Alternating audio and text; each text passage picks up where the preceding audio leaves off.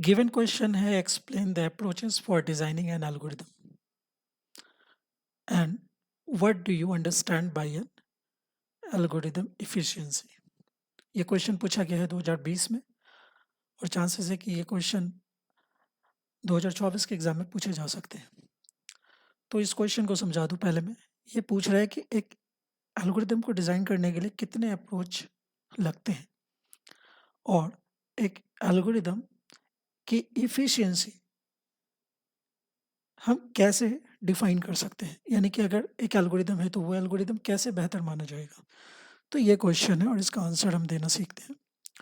सो approaches की अगर बात करें तो टोटल 2 अप्रोच हैं। पहला है टॉप डाउन अप्रोच, जिसमें हम एक बड़े प्रॉब्लम को डिवाइड करते हैं या तोड़ते हैं छोटे छोटे सब प्रॉब्लम में, और ये प्रोसेस तब तक चलता रहता है जब तक कि हमारा प्रॉब्लम सॉल्व ना हो जाए।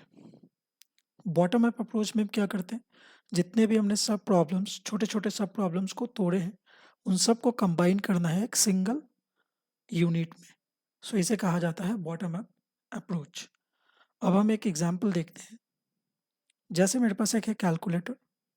सो कैलकुलेटर के फीचर्स क्या होते हैं, नंबर को ऐड करना, सब्ट्रैक्ट करना, मल्टीप्लाई करना, डिवाइड करना और उनका रिमाइंडर देखना, ये कैलकुलेटर के फीचर्स होते हैं। तो मैंने एक कैलकुलेटर एल्गोरिदम लिखा और हम इसे सी प्रोग्राम में समझ रहे हैं। तो मैं क्या कर रहा हूँ कि एक कैलकुलेटर प्रोग्राम है जिसके अंदर मुझे 2 नंबर इनपुट लेने हैं और मुझे उस कैलकुलेटर में ऑप्शन भी सिलेक्ट करना है। लाइक कि मुझे सब्ट्रैक्ट करना है, मल्टीप्लाई करना है, डिवीज़न करना है नंबर का, तो ये ऑप्शन भी मुझे सिलेक्ट करने हैं। तो ये एक बड़ा प्रोग्राम हो जाएगा। तो मैंने इसे क्या किया, डिकम्पोज़ कर दिया। ओके, तो डिकम्पोज़ कर दिया इसे सब प्रॉब्लम्स में, जैसा कि ऐड एक सब प्रॉब्लम में डिकम्पोज़ कर दिया, सब्ट्रैक्ट एक सब प्रॉब्लम में डिकम्पोज़ कर दिया, मल्टीप्लाई एक सब प्रॉब्लम में डिकम्पोज़ कर दिया, डिवीज़न एक सब प्रॉब्लम में डिकम्पोज़ कर दिया, मॉडुलस एक सब प्रॉब्लम में डिकम्पोज़ कर दिया। तो इस तरह मैंने कैलकुलेटर, जो कि एक बड़ा प्रॉब्लम है, मैंने उसको डिकम्पोज़ कर दिया छोटे-छोटे प्रॉब्लम्स में। और बॉटम अप अप्रोच क्या होता है, कंबाइन करना होता है इन सभी छोटे-छोटे प्रॉब्लम्स को एक सिंगल यूनिट में। तो कैसे कंबाइन करेंगे? तो यहाँ पे मैंने कैलकुलेटर फंक्शन लिया है। ये एक सिंगल यूनिट है, एक सिंगल प्रोग्राम है जिसके अंदर मैंने सभी छोटे-छोटे सब प्रॉब्लम को कंबाइन कर दिया है। जैसे कैलकुलेटर फंक्शन को जब मैं कॉल करूँगा और अगर मैंने 2 नंबर इनपुट किए, मैंने ऑप्शन भी सिलेक्ट कर लिया, मुझे सब्ट्रैक्ट करना है या डिवाइड करना है या मल्टीप्लाई करना है। ओके, अब हम इसको एक सी प्रोग्राम की हेल्प से समझते हैं, ये प्रॉब्लम कैसे सॉल्व होगा। एल्गोरिदम आपने देख लिया, सी प्रोग्राम हम लिखेंगे। तो देखिए, मैंने यहाँ पे क्या किया है, सबसे पहले टॉप डाउन अप्रोच में मैंने क्या किया, सारे छोटे-छोटे प्रॉब्लम्स को मैंने तोड़ लिया है। बड़े प्रॉब्लम्स को छोटे-छोटे प्रॉब्लम्स में तोड़ लिया है। तो यहाँ पे एडिशन है, नंबर को ऐड के लिए, सब्ट्रैक्ट के लिए, मल्टीप्लाई के लिए एंड डिवीज़न के लिए एंड मॉडुलस के लिए। और बॉटम अप अप्रोच में क्या करना है, कंबाइन करना है। तो मैंने कंबाइन कर लिया सारे ऑपरेशंस को या सब प्रॉब्लम्स को, like subtract, multiply, division, modulus. Okay, तो यहाँ पे क्या है कि ये लॉजिक क्या है कि ये ऑप्शन मुझे सिलेक्ट करना है। तो अगर मैं यहाँ से ऑप्शन 1 सिलेक्ट करूँगा तो एडिशन करना है, अगर ऑप्शन 2 सिलेक्ट किया तो सब्ट्रैक्शन, ऑप्शन 3 किया तो मल्टीप्लिकेशन, ऑप्शन 4 तो डिवीज़न एंड ऑप्शन 5 तो मॉडुलस। और अगर कोई भी ऑप्शन मैच नहीं कर रहा तो एक डिफ़ॉल्ट ऑप्शन प्रिंट होगा, लाइक नो ऑप्शन अवेलेबल, इस तरह। ओके, तो ये एक प्रैक्टिकल एंड लाइव एग्जांपल है जिसमें आप देख रहे हो कि top down and bottom up approach का एक एग्जांपल मैं आपको दे रहा हूँ, जिससे आप समझकर और एक्सप्लेन करके आप अपने एग्जाम में आंसर लिख सकते हो। ओके, सो सबसे पहले एक वेरिएबल ले लिया हमने मेन फंक्शन के अंदर। ऑप्शन में है वेरिएबल, ऑप्शन वेरिएबल में वैल्यू है 0 और यहाँ पे मैंने ऑप्शन प्रिंट किया है, लाइक सिलेक्ट करना है यूजर को ऑप्शन। ओके, और जैसे ही वो ऑप्शन सिलेक्ट होगा, वो ऑप्शन हम यहाँ कैलकुलेटर वाले फंक्शन में पास कर देंगे। ओके, और यहाँ पे हम 2 इनपुट भी दे रहे हैं, लाइक यहाँ पे मेरा n1 है 7 एंड n2 है 2। तो पहला नंबर और दूसरा नंबर ऑप्शन के साथ हमें ये फंक्शन कॉल करना है। जो रिजल्ट होगा वो रिजल्ट वाले वेरिएबल में स्टोर होगा और उस रिजल्ट को हम यहाँ प्रिंट कर लेंगे। तो अब देखते हैं हम इसका एक एग्जांपल। प्रोग्राम को रन किया, देखिए सिलेक्ट ऑप्शन, ओके। सो जैसे ही मैंने ऑप्शन लिया 3, तो 3 क्या है, मल्टीप्लाई। सो इसने मल्टीप्लाई किया, रिजल्ट क्या आया, 14, ओके। फिर से स्टार्ट करते हैं प्रोग्राम, रन करते हैं और इस बार मैंने इनपुट दिया 2, तो अब क्या करेगा, सब्ट्रैक्ट करेगा। सो रिजल्ट क्या है, 5। सो इस तरीके से हम एक एल्गोरिदम को डिफाइन कर सकते हैं और उसका जो एग्जांपल है अभी आपने देख भी लिया। यानी कि जो एक एल्गोरिदम के डिज़ाइनिंग अप्रोच होते हैं वो टॉप डाउन होते हैं, बॉटम डाउन होते हैं, और मैंने प्रैक्टिकल एग्जांपल भी आप दिखाया। एफिशिएंसी ऑफ एन एल्गोरिदम, सो एक एल्गोरिदम की गुणवत्ता कैसे डिसाइड होगी। सो उसके लिए हम उसका टाइम कम्प्लेक्सिटी देखते हैं एंड स्पेस कम्प्लेक्सिटी देखते हैं। यानी एक एल्गोरिदम को प्रोसेस करने में कितना ज़्यादा टाइम लगता है और एक एक प्रॉब्लम को सॉल्व करने के लिए कितना ज़्यादा मेमोरी कंज्यूम होता है। तो ये एल्गोरिदम अच्छा नहीं माना जाएगा, बेहतर नहीं है। एक एल्गोरिदम बेहतर तब माना जाएगा जब वो टाइम कम ले, यानी कि फास्टली एग्जीक्यूट करे प्रोग्राम को, और स्पेस कम्प्लेक्सिटी भी कम, यानी कि मेमोरी भी कम कंज्यूम करे। तो ऐसे प्रोग्राम को हम बेहतर मानते हैं। तो यहाँ पे आप बता सकते हो कि जो अमाउंट ऑफ टाइम होता है एक एल्गोरिदम को जितना टाइम चाहिए होता है फंक्शन को या प्रोग्राम को एग्जीक्यूट होने में, ओके, तो ये टाइम कम्प्लेक्सिटी के अंदर आता है और ये डिपेंड करता है नंबर ऑफ इनपुट पे। अभी जैसे मैंने इस प्रोग्राम में 2 ही इनपुट दिए हैं, तो इसका एग्जीक्यूशन बहुत ही फास्ट है, लेकिन अगर मैं इसको 1000 इनपुट दे दूँ तो इसे टाइम ज़्यादा लगेगा, ठीक है। ठीक इसी तरीके से स्पेस कम्प्लेक्सिटी की बात करें, अभी इस प्रोग्राम को एग्जीक्यूट होने के लिए सपोज 10 KB मेमोरी यूज़ होती है, लेकिन अब इस प्रोग्राम को अगर हम 1000 इनपुट के लिए अगर बनाए तो उसमें मेमोरी ज़्यादा कंज्यूम होगा। या फिर हम यूँ कह सकते हैं कि इंटीजर 4 बाइट है, 4 बाइट है, तो यहाँ पे 2 वेरिएबल हमने लिया तो ये 8 बाइट है, ओके। तो अभी हम कितना यूज़ कर रहे हैं मेमोरी, 8 बाइट यूज़ कर रहे हैं। यहाँ पे कितना, 12 बाइट यूज़ कर रहे हैं, और यहाँ कितना हो जाएगा या 16। तो इस तरीके से टोटल हम 16 बाइट यूज़ कर रहे हैं इस मेन फंक्शन के अंदर, इस तरह हम कह सकते हैं। लेकिन अगर हमने और भी इनपुट लिया तो इसी तरह इसका जो मेमोरी है वो और ज़्यादा यूज़ होगा। तो जितना मिनिमम मेमोरी कंज्यूम करना है और प्रोग्राम को फास्ट एग्जीक्यूट कराना है, तो ये बेहतर एल्गोरिदम माना जाएगा, okay. See, efficient algorithms use fewer resources, जिसको कम रिसोर्सेज की ज़रूरत होती है, एंड सॉल्व करता है प्रॉब्लम को फास्टर, ओके। नेक्स्ट क्वेश्चन है, why space complexity is more critical than time complexity. अब स्पेस कम्प्लेक्सिटी क्यों क्रिटिकल है, टाइम कम्प्लेक्सिटी क्यों नहीं ज़्यादा। चलो ठीक है, हम ऐसा कह सकते हैं कि अगर टाइम थोड़ा ज़्यादा भी ले बट आउटपुट हमें बेहतर है, लेकिन काम पूरा हो जाए। लेकिन टाइम भी ज़्यादा लग गया, काम भी पूरा नहीं हुआ, तो ऐसा एल्गोरिदम तो सही नहीं है, ओके। तो यहाँ डिस्कस करना है हमें कि बेस्ट केस क्या होगा, वर्स्ट केस क्या होगा, एंड एवरेज केस क्या होगा एक एल्गोरिदम के लिए।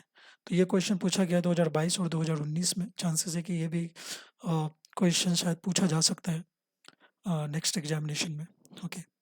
So system often have limited memory and exceeding this can cause programs to crash or perform poorly. अब एक सिस्टम जो होता है उसके लिए एक लिमिटेड मेमोरी है, like 4 MB 5 MB limit memory use करना है एक सिस्टम को। लेकिन जब वो सिस्टम एग्जीक्यूट हुआ, स्टार्ट हुआ, तो उसे 4 MB नहीं, उसे और मेमोरी की ज़रूरत पड़ी। अब वैसे में अगर वो मेमोरी अवेलेबल नहीं है सिस्टम के अंदर, लाइक हमारे पास 4 GB का रैम है और अगर हम विंडोज़ यूज़ कर रहे हैं, विंडोज़ के अंदर कई एप्लीकेशन यूज़ कर रहे हैं, तो सपोज़ एक एप्लीकेशन को चाहिए 8 GB रैम, तो 4 GB ही रैम हमारे सिस्टम में इंस्टॉल है वर्सेस उसे 8 GB चाहिए। तो वो सॉफ्टवेयर तो हम अपने सिस्टम में रन करा नहीं सकते, स्टार्ट हो नहीं सकता, क्योंकि वो सिस्टम को क्या कर देगा, डाउन कर देगा, और जो एप्लीकेशन है वो बार बार क्रैश होगा अपने सिस्टम के अंदर, फेल होगा। और अगर स्टार्ट हो भी गया किसी तरह, तो उसका जो परफॉर्मेंस होगा वो क्या होगा, वेरी पुअर परफॉर्मेंस होगा।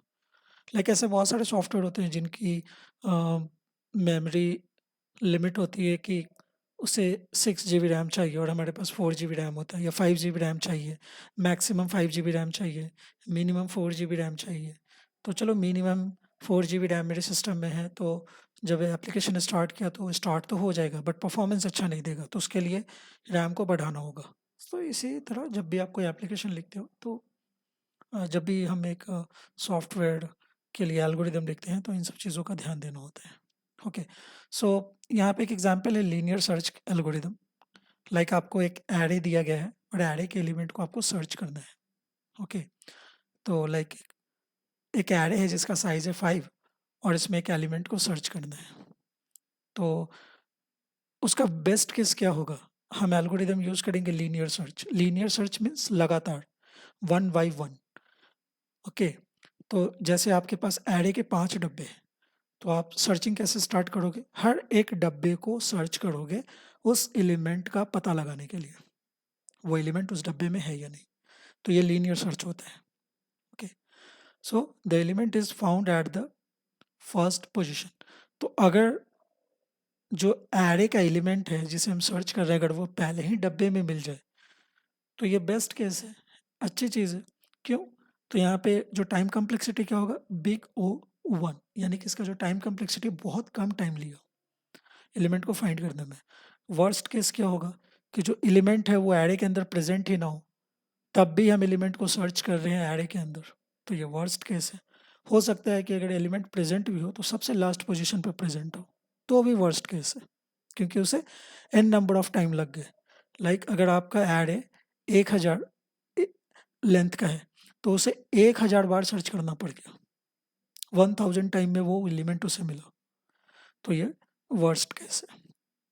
और 1000 का डब्बा है, यानी कि जो एरे का लेंथ है वो 1000 है और एलिमेंट प्रेजेंट ही नहीं है, तो भी 1000 टाइम, यानी कि 1000 बार हमारा जो सर्चिंग एल्गोरिदम है वो एग्जीक्यूट हुआ, कोई एलिमेंट भी नहीं मिला, तो भी क्या है, ये वर्स्ट केस है। एवरेज केस, हो सकता है कि एक एलिमेंट एरे में कहीं भी प्रेजेंट हो, इन द मिडिल प्रेजेंट हो, average on, okay, so in middle कहीं भी प्रेजेंट हो, तो वैसे में वो एवरेज केस होता है। डिपेंड करता है कि इन द मिडिल वो कहाँ प्रेजेंट है एंड देन उसे सर्च करने में कितना टाइम लगा, तो भी एक है बिग O(n) है।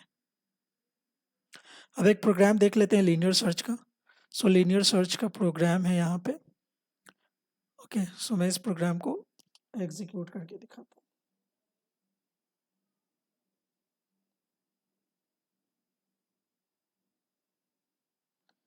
क्योंकि आपको एक प्रोग्राम भी लिखना है, एक एग्जाम्पल भी देना है, तो यही एग्जाम्पल आप अपने पेपर पे लिख सकते हो, सेम एग्जाम्पल।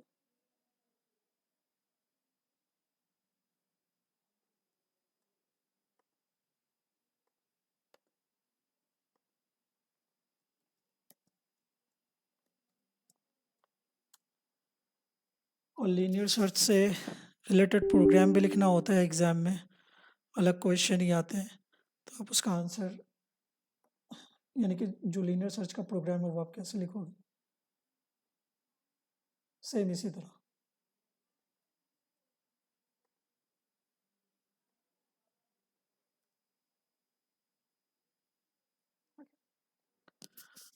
तो यहाँ पे मेरे पास क्या है, एक एरे है, ये एक लीनियर सर्च का सबसे पहले मेरे पास क्या है, एक फंक्शन है, फंक्शन।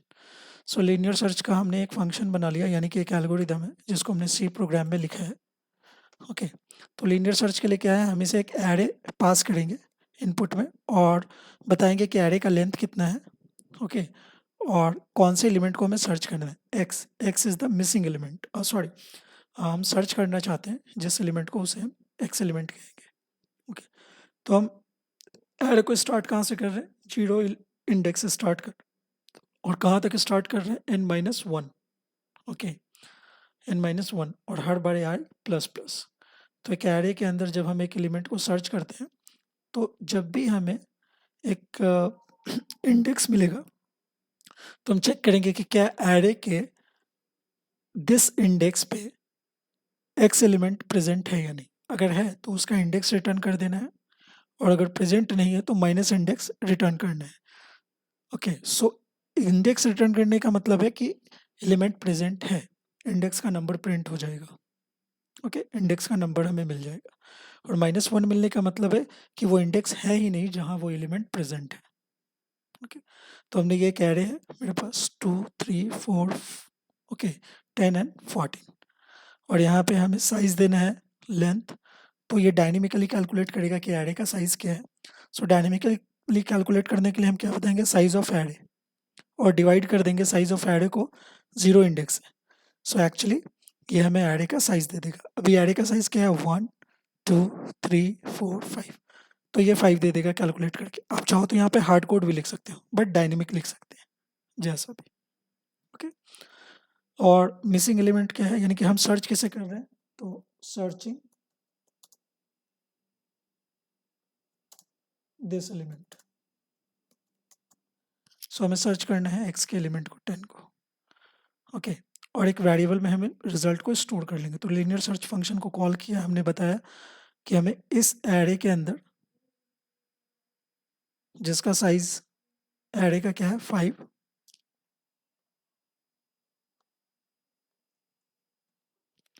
और एलिमेंट क्या सर्च करना है 10, तो हमने यहाँ पे पास कर दिया। ओके, ये एक टर्नरी ऑपरेटर है। सो यहाँ पे रिजल्ट हमें कैलकुलेट करना है और वैल्यू प्रिंट करनी है।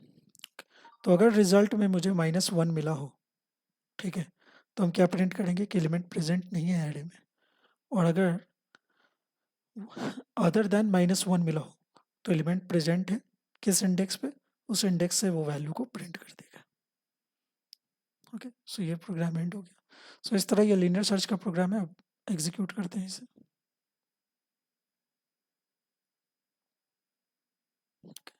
सो देखिए, element is present at 3 index. 10 कहाँ प्रेजेंट है, 3 इंडेक्स में। ओके,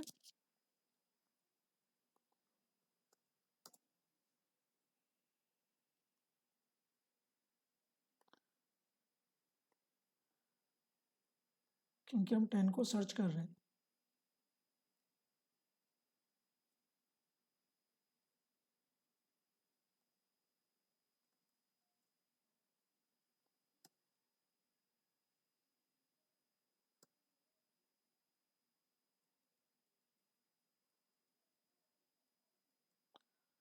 तो ये है मेरा एरे।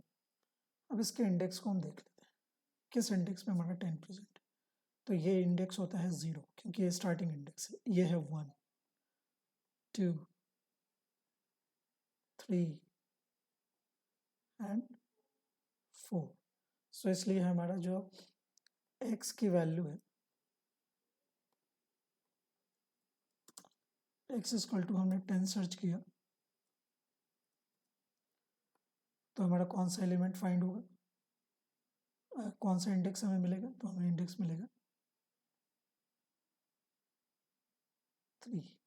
क्यों, क्योंकि 10 इंडेक्स 3 पे प्रेजेंट है। सी, सो ये आउटपुट है, एलिमेंट इज प्रेजेंट है index 3।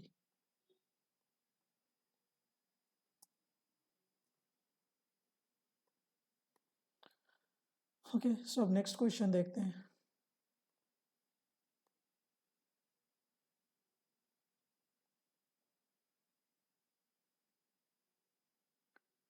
Next question, explain linear and non linear data structure. ये क्वेश्चन पूछा गया है 2019 के एग्जाम में, and why are they needed. Okay, please like, share and subscribe my channel, and thanks for watching my video.